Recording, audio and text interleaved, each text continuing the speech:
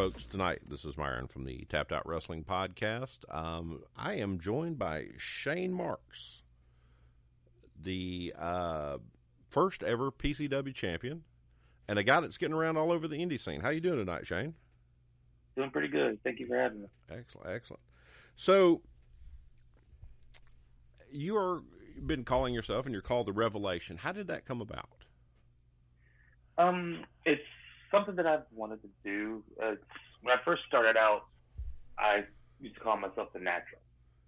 Uh-huh. And it was fitting because I was a natural athlete, and I was natural in the ring, so I figured, why not? This works out perfectly. So I ran with the Natural for about a good 6 years of my career. Yeah, for 6 years. And I figured it's time for a change, time to switch something up. So I'm racking my brain, and a couple people came up with the idea and said, hey, how about trying the Revelation? I was like, it's different. It's very different. I don't think anybody's ever come up with anything like that. It's different. Yeah. All right, let's give it a shot. And I've been running with that ever since. Yeah, the most intimidating book of the entire Bible. The Revelation is quite a handful to deal with. Absolutely. Yes. So you are from Atlanta now, but you are from Philadelphia originally. How did you get down here, man? Searching for wrestling schools, really.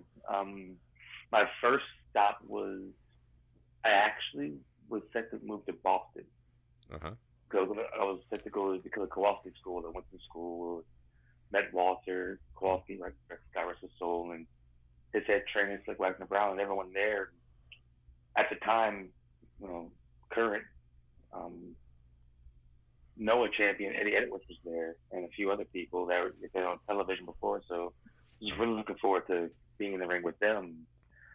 Unfortunately, by the time I was set to go, the school closed down. So I went to go look for more schools, and WDA4 down here in Atlanta before with Mr. Hughes or before with AR Fox it belonged to. Yeah. So my trainers, Steven Scarborough and Frank Aldridge. Uh-huh. So they're reasonably priced. I'm familiar with the Atlanta area coming down here as a kid, so it seemed like a perfect fit for me. Yeah. It's a great town for wrestling. Lots of shows going all the time.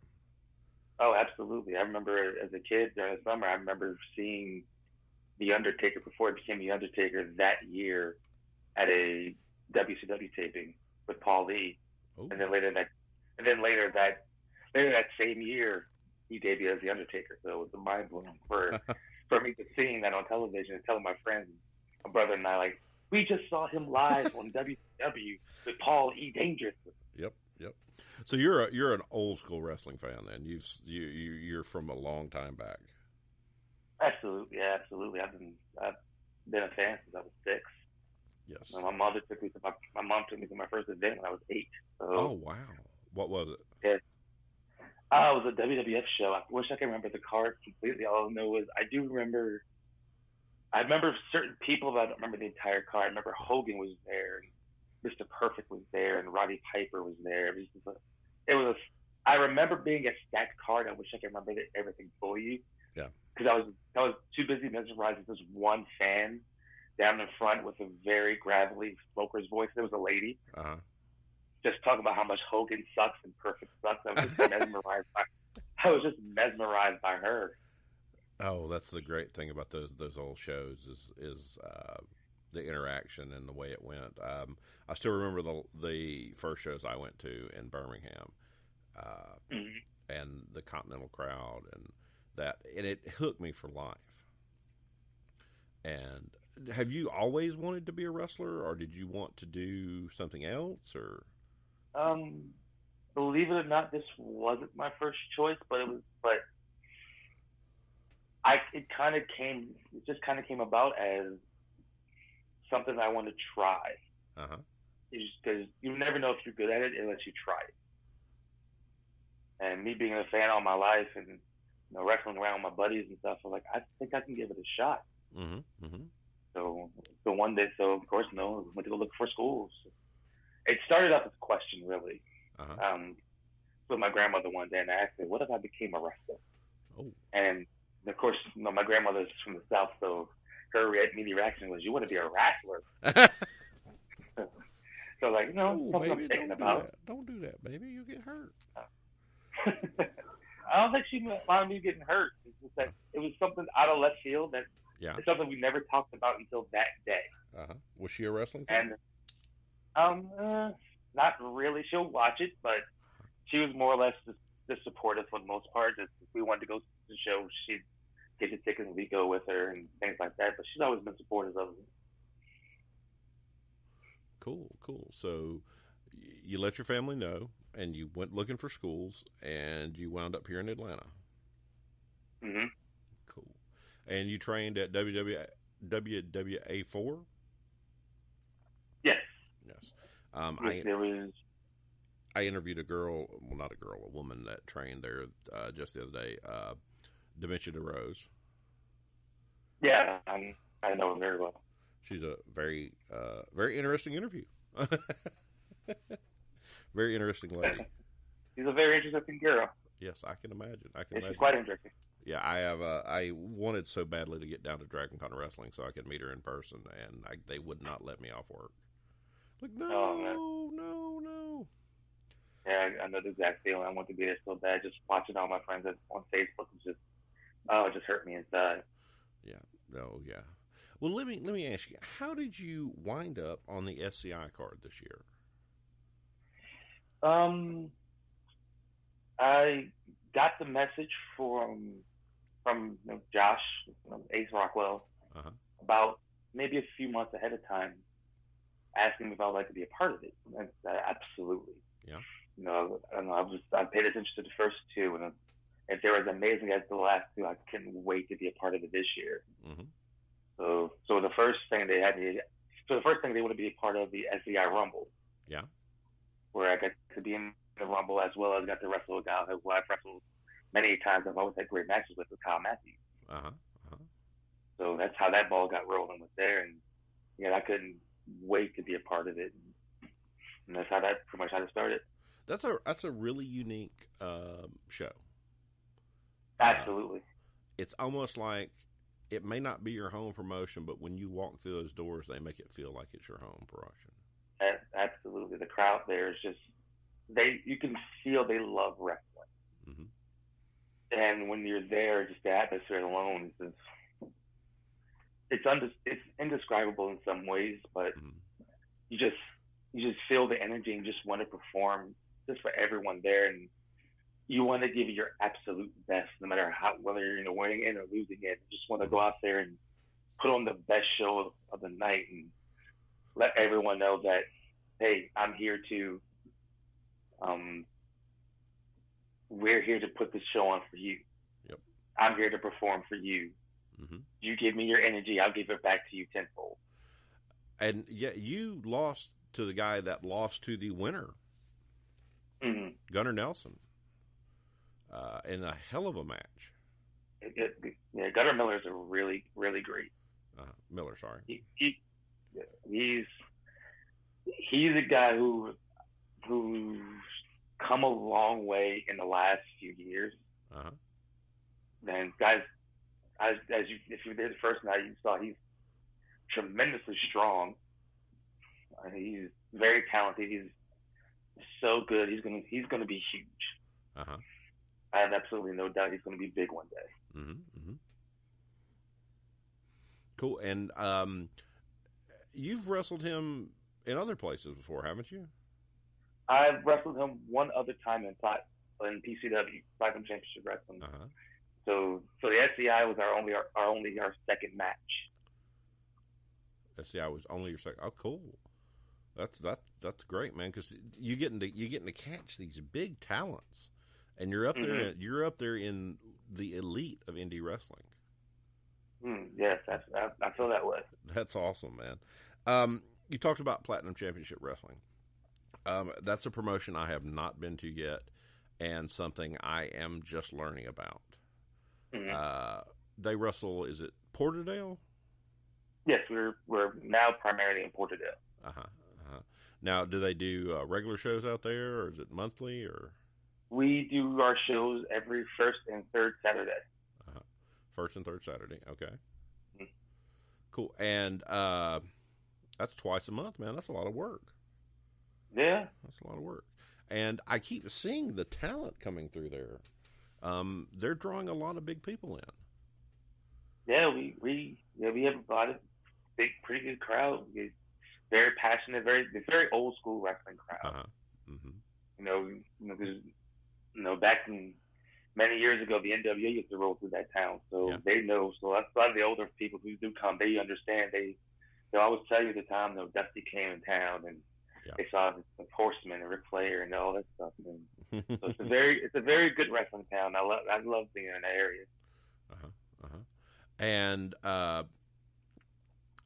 with you being the first champion they had, have you held that belt multiple times? I'm the only 3-time champion. 3-time champion. That's pretty impressive, man. Most people don't get to do that in a promotion. No.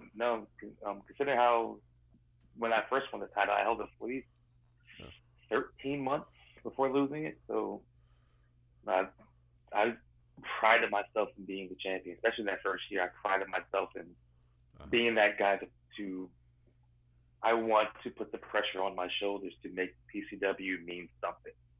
Mm-hmm. Mm-hmm. So you've been there for quite some time. Who all have you faced out there? I've had the privilege of wrestling a lot of great talent has come through here. I've had to, one of my first big shows was my first major title defense. My first title defense actually was against are now known as Xavier Woods, who's my first title defense. Wow. And this was around the time he just left TNA. Uh-huh. So he was coming in. He was doing a few shows with us during that time and after the time in TNA. And we wrestled once by accident before I got the title. He was my first title defense then. Mm-hmm. I had the privilege of wrestling men like Adam Pearce, who was at the time was the NWA World Heavyweight Champion. So I got to wrestle for the NWA title in a title versus title match. That's pretty impressive. Oh yeah, I've watching the NWA title growing up, so you can imagine how giddy I was inside it. A little 8-year-old kid was watching Ric Flair on TV with that exact same title. Yeah, I'm looking across the ring from it, so good for me. The list goes on and on. Guys like Bordell Walker, Davey Richards, Kyle O'Reilly, who is now part of NXT. Yeah. Jay Lethal, Ring of Honor. So I've had the privilege of wrestling a lot of great talent. Wow, that's amazing, man. That's a really, really big list of people you've wrestled. Absolutely, and it only helps me learn more about the business and how to be a better performer from wrestling guys like that. Mm-hmm. So you developed your style from your training, or did you pick up on things as you wrestled different places, or is there one wrestler you based yourself around? I would say it's a mixture of everything. I'm old school, but I grew up in Philly. Of course, Ring of Honor and ECW came up around that time, so I was watching a lot of. I was there for the inceptions of Ring of Honor and watching that and watching DVDs. So I pride myself in being old school, but I would pride myself just as much as being the guy that can keep up with the guys today. Yeah. So I kind of developed those, and I'm also a big Japanese wrestling fan, so I love watching that. So there's a little bit of that there too. So I just say my style is a blend of this one, this, and this, and me all in one blender. Mm-hmm. And you got Shane Marks. There's a lot of people really high on Japanese wrestling right now. Is that something you see yourself doing in the future, or is it a goal? For me personally, I always saw Japanese wrestling as my end game. Like that's the place I want to end up being. And a lot of people want to say, well, WWE is where I want to be at the end. Mm-hmm. I saw WWE as a nice opportunity, but I think the goal was always Japan. Take their wrestling very seriously over there. Yes, they do. And pretty it's a completely different style that I I want to learn and be a part of. Uh-huh. Mm-hmm. Do you work that? Do you feel comfortable working that stiff style they do? Yeah, yeah. I believe I can be. I believe I'm I think I'm ready for that style. To be honest with you, Uh-huh. Mm-hmm. I think if you'd asked me this question 5 years ago, I would have said yes, but I probably wouldn't have been ready. Uh-huh. I think now, I think I'm very ready for this the rest of the lifestyle to, immerse myself in that culture. Mm-hmm. Are you for lack of a better way, a Japanophile? Are you one of those people that enjoys their culture and the anime and the they're very peculiar people. Um, I would agree with that. I'm not I'm not one of those individuals. No, I can say that, but no, I've watched the occasional anime here and there. I've had sushi once, but So, I think for me, it's more for the Japanese wrestling, and I would love to learn the culture. I would love to learn the language, uh-huh. and get the opportunity just to, like I said, just to so that I respect your culture. Yeah. I respect everything about you, and I would love to learn how to be a sponge. Yeah. And just immerse myself here as much as possible, if given the opportunity to be there. Yeah, it's a very unique culture. I know that because one of my best friends is dating a Japanese man. Well, actually, probably farther than that. And I have friends that speak Japanese, and they're totally immersed. And then all of a sudden, I got my teenage daughter started reading anime and watching anime, and it's like, I don't know anything about this. I mean, it's a different thing. We went to MomoCon. We've tried to get where I can understand what my kid's doing, but Japanese culture is really hot right now. It is. It's definitely catching on. Mm-hmm.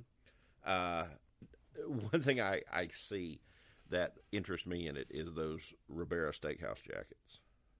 Oh yeah, that's always that's the dream. Yeah, that Just to looks get on the pretty plane. epic. I don't care what weather is it. What weather would be. If I'll get that jacket, I'm wearing it everywhere. It's pretty much a sign of accomplishment right there, man. That means you arrived. Mm-hmm. Mm-hmm. Now, have you wrestled guys that have been to Japan? With the exception of Davey Richards, probably the most recent, so far the only person to see Davey Richards. Uh-huh. So I think I wrestled him fresh off a tour of Japan, actually. Okay. So I got that experience, and it was what I expected, and it turned out great. So cool. It just makes me want to be there more. Yeah. Yep.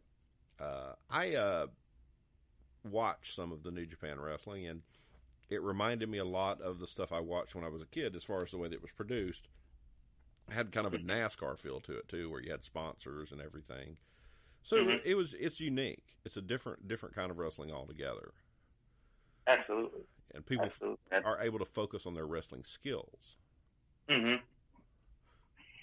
Yes, I agree, and I think a lot of guys who get into business should experience wrestling everywhere, from Japan to Europe and Germany and Dubai, anywhere that's wrestling, that you find it on, because the internet's out there. So Yes. I'm sure you can find it. You find it, you watch it, you study everything about pro wrestling. So have you been able to use the internet and social media to your advantage to advance your wrestling career? Right now I'm doing the best I can. I was lucky enough to have gone to wrestle in Amsterdam, so I've made. Wow. So I've managed to still have a couple connections there. So I'm looking to, if possible, talk to them, see what's the best way to get. Because I think the next destination for me would be England. England is insane. I want to go to England so badly. O'Shea Edwards, a friend of ours, is going on a European tour. Oh wow, that's great! And he is so psyched about it. And I just watch that stuff, and I watch the English guys, and it's a very it's more of an intimate style wrestling where you're there and it's violent right in front of you. Yeah, it's very and the style. It's very technical style, and I like to implement that every now and then, depending on who a guy or who I wrestle with. Say, Tom Atkins, for example. I love technical wrestling. Yes. I love the catch as can style. I love trying to figure out a way to get out of this move to put 3 moves on you. Yes. You know, it's something about that, and I don't get to do that very often. But when I do, I take to it immediately. Mm-hmm. Mm-hmm. There's been so many great English wrestlers come over here and do so well over the years. It's got to be just a fantastic environment over there. I know, and right now, I think England's much like Japan. It's on a boom. Yes. It's definitely on the rise. You know, right now with New Japan and everything with Bullet Club and everything it's a whole different level. I think England's right behind it. Mm-hmm. Mm-hmm. Mm-hmm. You got to get those Bullet Club shirts out there. You got to get in all the different stores, man. If you get your name on one of them Bullet Club shirts, the T-shirt revenue is probably insane. Oh, you can quit your job and just live off T-shirts. That's been one of my goals, but we're not selling that many T-shirts. Of course, we're a podcast. We're not wrestlers. People like to wear. I love wearing wrestler shirts. I wear wrestler shirts. Pretty much that's all I wear outside of the house when I'm not going to work. But nobody really wants to wear podcast shirts that much. So we've tried some things. It's a lot of fun. I love being we're not in the business, but I love being associated and around the business. And people are so nice. Have you made a lot of friends in wrestling? I would say so. Yeah. I mean, it's hard to say. Most people know. They say you have a lot of acquaintances, but very few friends in pro wrestling. Mm-hmm. Mm-hmm. And I'm proud to say I have a great group of friends that I've made in this business. And even though some of them have left the business, I still keep in contact with them, which is always great. That's great. So I consider them family, and they've met my family. I've met theirs. So that's cool. That's cool. It's great to build bonds like that, man. Absolutely. Now, you are working up to a big show coming up for PCW, the Sacred Ground show. Tell me about that. Sacred Ground Chapter 8. This is our 8th year for our biggest show of the year. Uh-huh. The first one we had, Sacred Ground 1, where I wrestled Adam Pierce. We held it in Kennesaw State. Okay. It's about 400 people, mm-hmm. Which is not bad for our first big show. And definitely. Absolutely not. And we've had our shows have gotten bigger. Have gotten bigger talent-wise since then. Yeah. And through all the 8 chapters, and this one's going to be no different.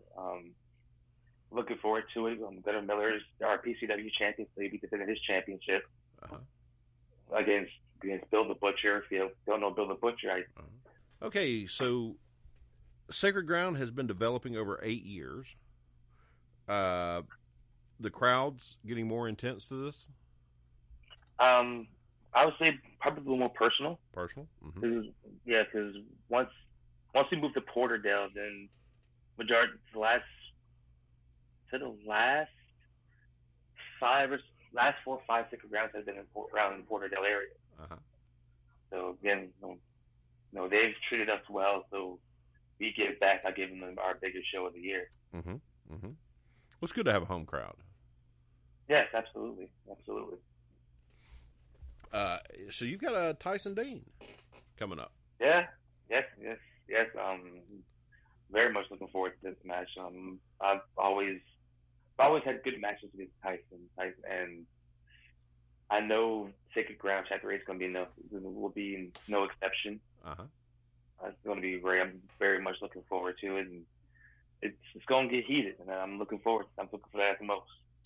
Oh, so any special heat building up to this match? Have you and Tyson got a rivalry going?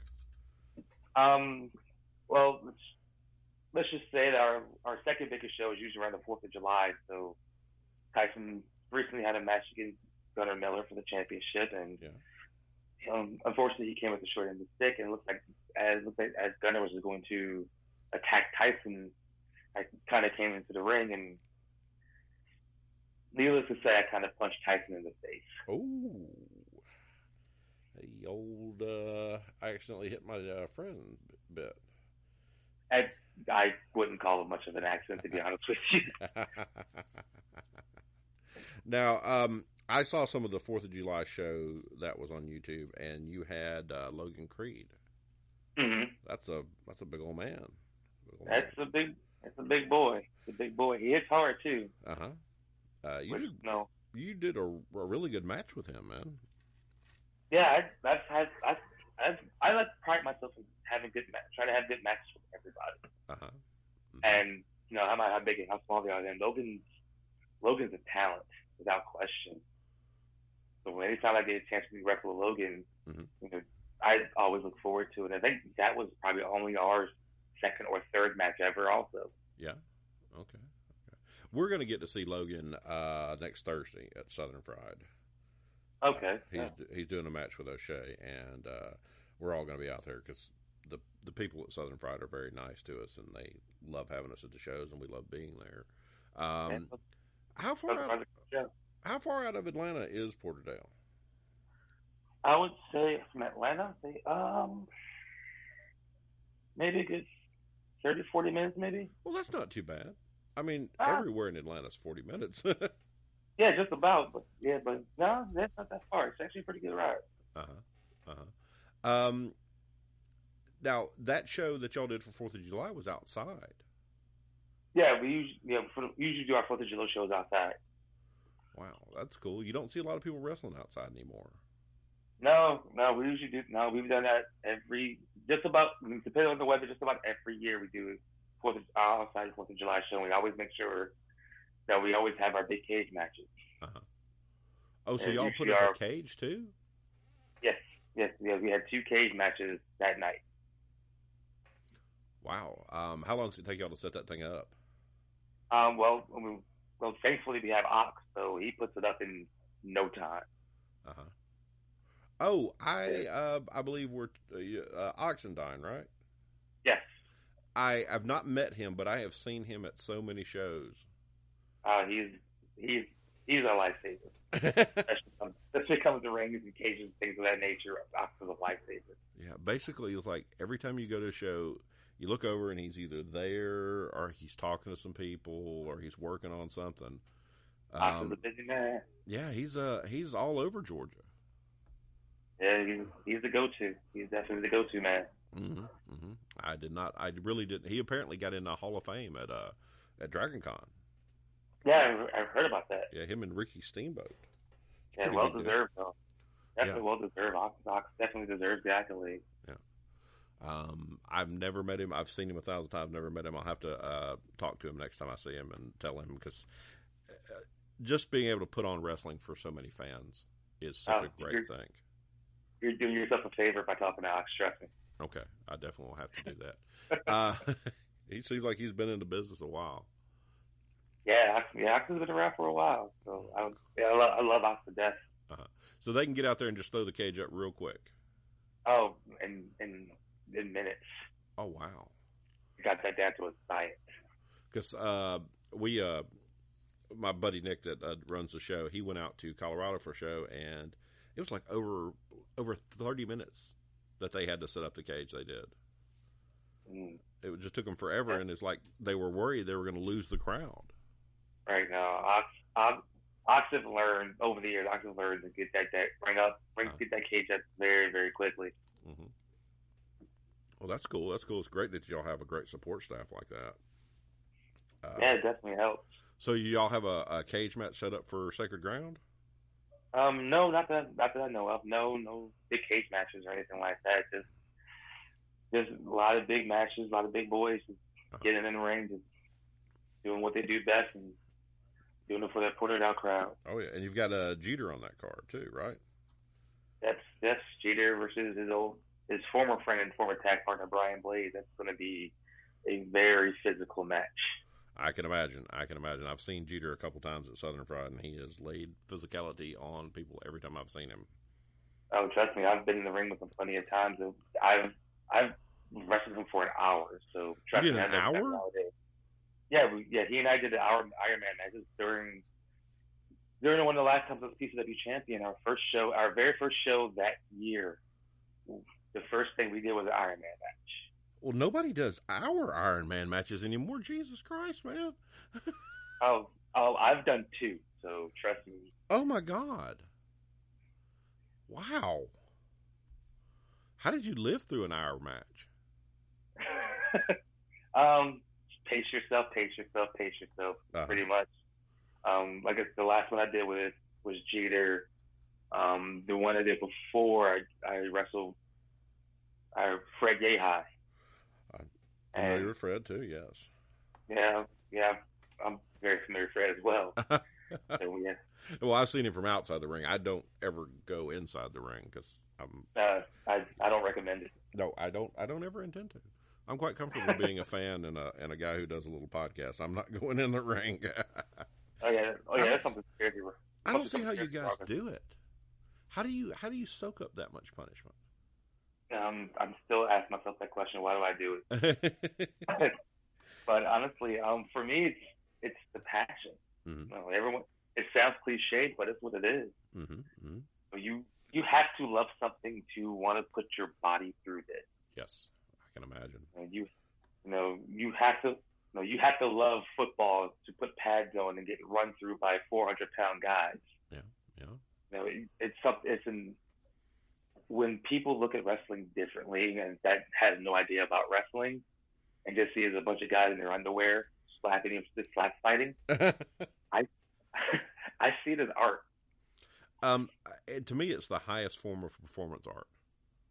Yes, and I've always tried to explain to people that people say it's not ballet, and I agree to disagree when people say that, because we're ballet, we're a stage play, all rolled into fighting. Nobody gets powerbombed in ballet. No, they don't. Yeah, so to me it's a different level, because you can be a talented ballerina or a talented whatever they call men ballet guy. God, I've got myself into a quandary here. I don't know the word, but you don't take bumps like that. No, you don't. But you got to also think about how much they put their body through. Yeah. Just to dance, just to be on, especially to dance around on stage, to be on their toes for 3-4 hours of the show trying to tell a story. Yeah. Without words. And that's what we do. We tell stories. Yes. And that's what makes wrestling interesting for the fans. Yes, absolutely. Right. If you tell a great story and have 2 great performers in that ring, you can make a masterpiece. I agree 100%. I think that's a lot of the thing you miss on the indie wrestling circuit is guys don't get the time to create those masterpieces, those stories, because they're in a different town for a different promoter and they don't get to spend the time.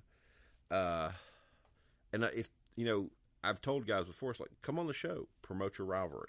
We'll promote it on Facebook, because you'd like to have that bond with the wrestlers. You'd like to feel that you're a part of that rivalry, because it sells tickets.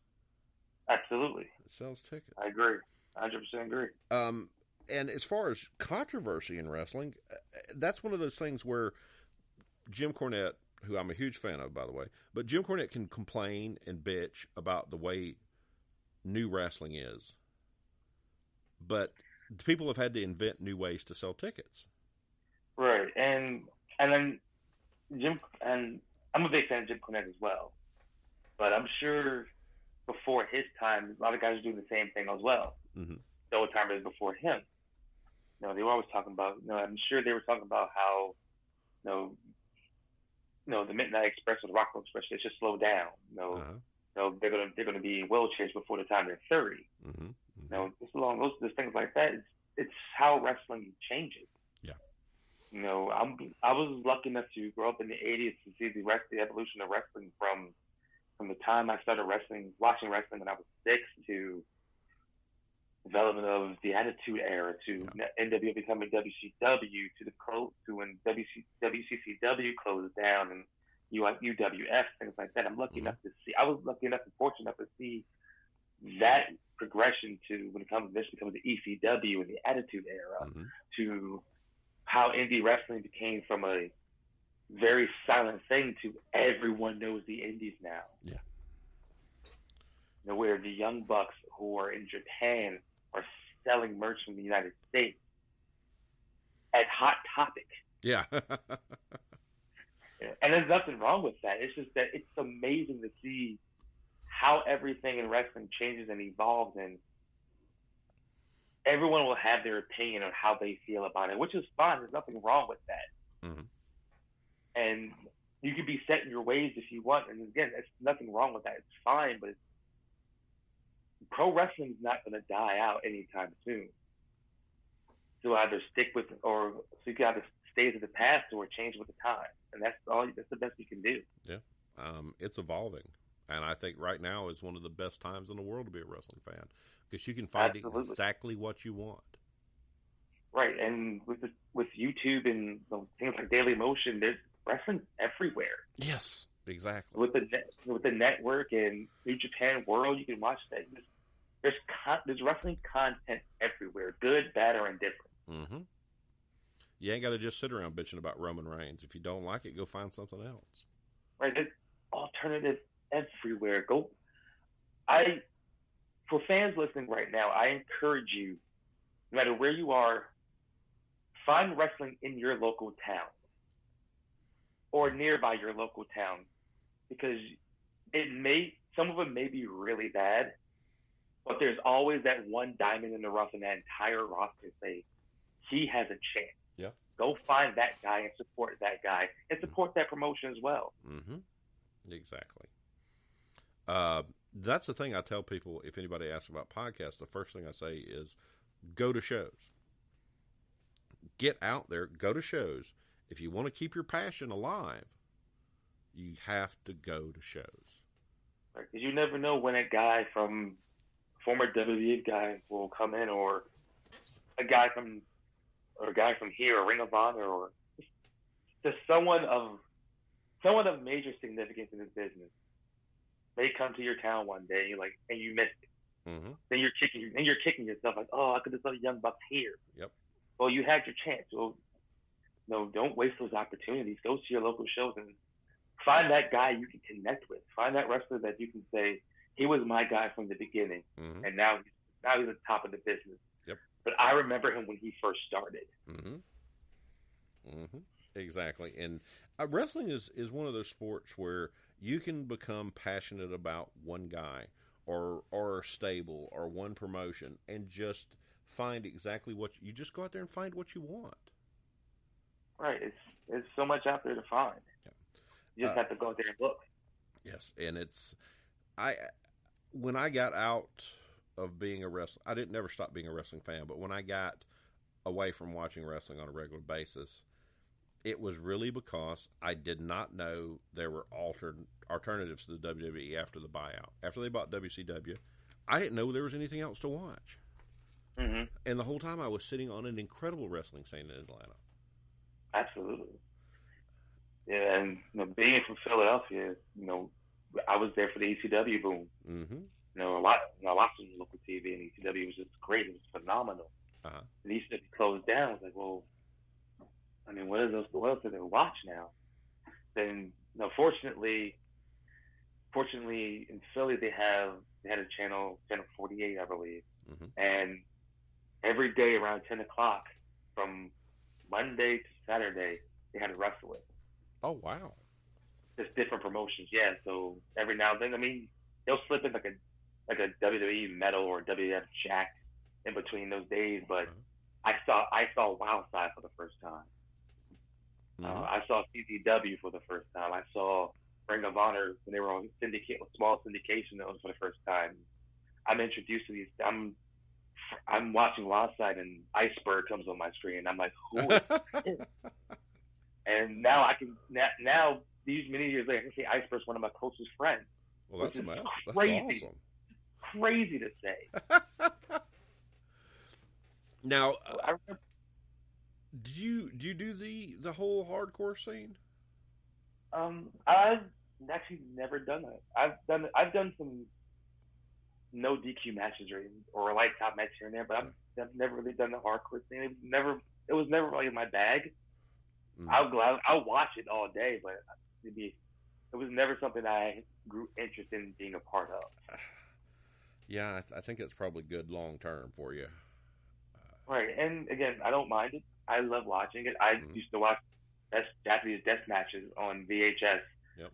And just creeped out, just looking at it like, yeah, I would never do that match. But I'll sit here and watch it all day for 4 hours straight. Yep, that's the thing, man. From the days of trading VHS tapes to nowadays where everything is right there available on the internet, and if you want somebody else to see it, you just copy and paste it on their Twitter profile. Pretty much.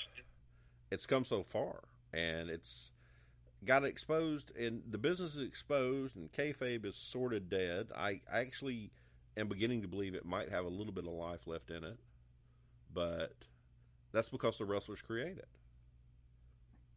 Yeah. They work and do the storylines, and they work and they make an effort to make people believe it and come back out and sell tickets. Yeah, I mean, that's the reason people become fans, is because once it catches your eye, you know, okay, well, I'm gonna sit down and watch this and see what's going on. And, ooh, I hate this guy. I don't even know him, but I hate his guts. There's something about him that I can't stand. Yeah. And that means he did his job. Mm-hmm. You know, I've had girlfriends or my fiance would say, I don't like Stephanie McMahon. Why? I just hate her. I hate how she sounds. I hate her voice, how she acts. I was like, well, then she's doing her job. Exactly. Exactly. Well, then I love Stephanie because she did what she was supposed to do. Yep. Every time she comes on the screen, your face turns up, and I love it. I had Evangelistico on last week, and I looked at him. Well, I didn't look at him. I just talked to him, and I said, I knew that you were good at your job because I've seen you twice, and I booed you both times. And to me, that's the best compliment you can give a wrestler. That's the biggest compliment you can give a wrestler. Yeah. He elicited an emotion from me. Right, and that's what you're supposed to do. That's what you want to do. Mm-hmm. You know, and I feel like sometimes that gets lost to elicit those emotions. And I don't mean the emotion of, oh, I did a triple backflip, landed on my feet, and then beat you with a small package. Yeah. I don't knock my. No, I mean, you going out there and you're selling. You go out there and you sell, and you elicit that emotion from that little kid in the crowd who likes you. Who's like, oh, I hope he's okay. Just give you that really concerned look on their face. Because they don't know if you're okay or if you're going to make it through, but they want you to pull through. You know, I think really digging into those emotions is somewhat lost, especially in the independent scene. Because I think a lot of the guys, especially the younger guys, are trying to keep up with the Bucks. Or trying to keep up with the Will Ospreys, trying to keep up with the Ricochets and guys like that. Because they see they're getting the most attention, which is nothing wrong with that. But be different. Yeah. Be the guy who catches your attention and still works a Memphis style. Mm-hmm. It's never been a better time for wrestling, but it's also, you worry about creativity these days. It's like they've remade every movie I watched as a kid. Are these people going to develop their own angles for wrestling? Mm-hmm. Right. It's a great time, but if we stagnate and keep making the same movies and the same angles, it becomes repetitive. It becomes boring. Yeah. Then you have to reinvent the wheel again, and like, well, what can you do next? Mm-hmm. I can do a shooting star press while setting myself on fire. You know, it gets to that point where it's probably not that extreme, but it gets to that point where, well, where's the line? Yeah. Did you ever see that old Bugs Bunny and Daffy Duck cartoon where they were trying to one up each other on stunts, and finally Daffy Duck just blows himself up?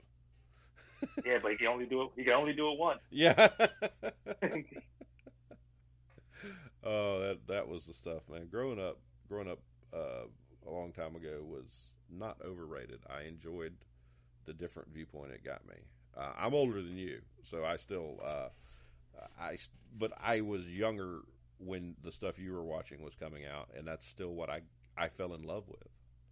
Oh yeah, I agree. I still love Bugs Bunny. Yep, Bugs Bunny and wrestling and kung fu movies Oh yeah, you can start with kung fu movies.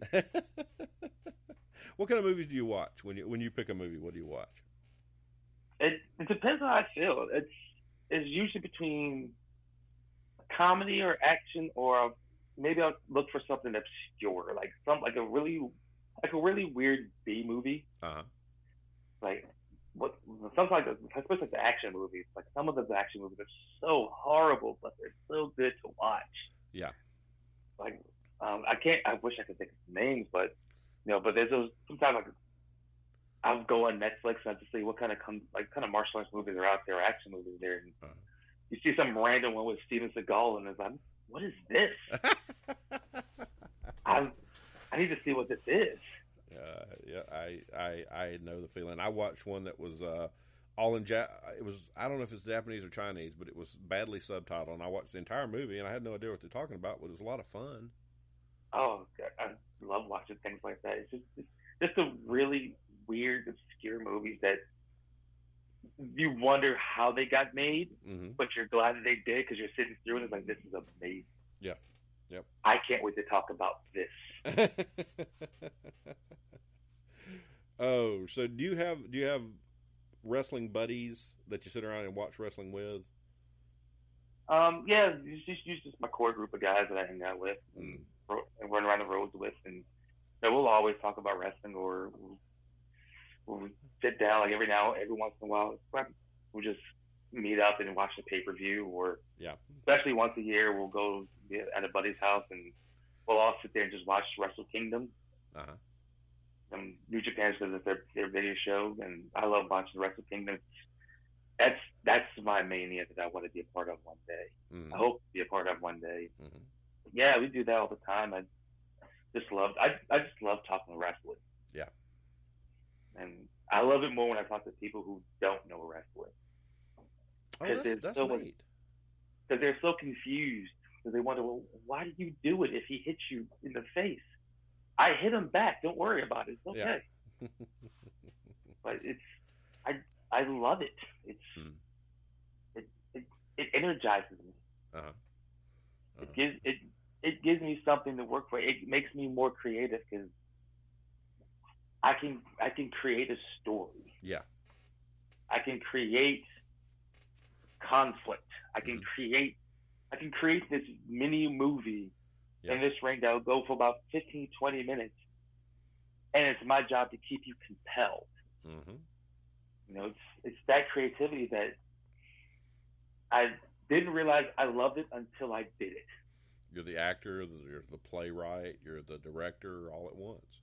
Right, exactly. Mm-hmm. And you're the person that you have to get over. Yeah. You're the star of your movie. Mm-hmm. What's your movie? Mm-hmm. Tell your story. Mm-hmm. Mm-hmm. And that's what entertainment's all about, man. Absolutely. And I love performing. Yep. You would have to be able to do that. The wrestling is so tough on the body. I can only imagine. I see these guys, and it's, man, how much ibuprofen do you have to eat? I mean, it's true that it's not for everyone. Mm-hmm. You have to be a special kind of crazy to be a pro wrestler. To be honest with you. Yeah. You have to have something inside of you to want to go to a different town, seeing different people that you've never met before, and want to be in the ring and have them cheer or boo you. There's something psychologically wrong with all of us. But at the same time, it's a brotherhood. Yeah, we understand it. We understand why we do it. We know why we have to go out to this town here, or this town there, and be in a car for hours just to work for 15 minutes or 20 minutes or 10 minutes, depending on where you're at. We understand why we do this. Yeah. So it's hard to explain to the outside world why you do this. Well, why do you go to work every day? Well, why do you jog all day? Mm-hmm. It's a choice. It's like, you love jogging. I love getting in a ring and making someone boo me or cheer me. Yeah. a complete stranger who never met me before to say, I like you or I hate you. It's a rush. Well, I can give you credit because I saw you for the first time at SCI, and I said, I like that guy. I like the way he works. I like the way he did the match. It worked out well. You carried a story, and you got me interested in talking to you or meeting you. And thank you. I appreciate that. That's what it's all about. That's what it's all about. Yeah. If you can get that person to watch your match and say, wow, well, I want to see that guy more. I want to buy a T-shirt, or I want to go and see him in the next town. Or you get a right. I still remember standing on the folding chair in Batwell Auditorium and shooting birds at the Iron Sheik because he'd done his job perfectly. Exactly. So I love going to different places who have never met me before. Mm-hmm. And when I come out, they already have one perception of me, and completely change again by the end of the night. Yeah, it's something I've been doing pretty much my entire career, is change your perceptions, what I want to do. And when you expect one thing, I do 6 different things that make you go, whoa. That's a really good description. It's a really good description. What have you got coming up? Where are you going to be coming up besides Porterdale? Well, actually, got Porterdale this coming up tomorrow. Actually, it's our go home show for Sacred Ground, and it's got a big one coming up, and I'm going 1-on-1 against Anthony Henry. Oh wow, man! I wish I could get out to see that, because you've totally drawn me here, but I'm on family probation. They're like, you have to stay at home with the family more. Because we've got so excited we're going out to shows as much as possible. Mm-hmm. It's amazing. So this is your go-home show, and you're getting set up for the big show. When is that now? September 16th, Porterdale, Georgia. Where do you buy tickets there, or can you get tickets online? You can get the tickets there. I believe there's somewhere online you can probably call. Unfortunately, I don't have all the information in front of me right now, but you can definitely get them at the building. Cool. That sounds like a great show, man. That sounds like a great show. You got a bunch of matches on the card. You got a lot of people coming in. You got great talent on it. You can't say enough about getting out to these indie shows, people. You will enjoy your experience, and you'll go out and you'll buy your ticket. And for the price of a ticket, a T-shirt, and whatever they've got at the concession stand, you can pay for parking at a WWE show. You know? Exactly. And have a much better time. Absolutely. Much better time. And I can't emphasize that enough. It's hard to say family environment, because sometimes it's not a family environment, but it's a feeling of family that you get among the crowds at these shows. Right, and we do our best to keep the shows clean. Not a lot of cursing or anything like that. We do our best to keep it as family oriented as possible. Mm-hmm. Well, you'll never sell a lot of tickets if you don't keep the family oriented. Oh, absolutely, especially with the kids. They're the ones. I mean, they're the ones that does the most cheering and booing. So that's what you want to cater to. Mm-hmm. Mm-hmm. You are 100%, man. Shane, I've had a great time talking to you tonight, and looking really forward to running this, and looking forward to seeing you again. I've enjoyed it. Anytime I can talk about wrestling. Yeah, I know. I'm like, can I just do this for a living, please? Can I quit my job and just talk about wrestling for a living? Because I love this. Oh, wish I could do that right now. Yeah, that's amazing, man. Thanks for coming on. I look forward to talking to you in the future, and I definitely look forward to catching you at another show. Absolutely. Thanks for having me. You like that? You want more like it? Why don't you go to www.tappedOutWrestlingPodcast.com. That's where you'll find our browser links for all of our personal Twitters, Facebooks, all that. You'll find the link to Amazon, where you can purchase stuff there. Through our link, we get a kickback. The Fight app, you can buy all your indie wrestling all the way up to Ring of Honor right there. They give us a kickback. Go to Blue Apron, buy some food. Guess what? Kickback there too. There's a player down the center. Lets you listen to all the music.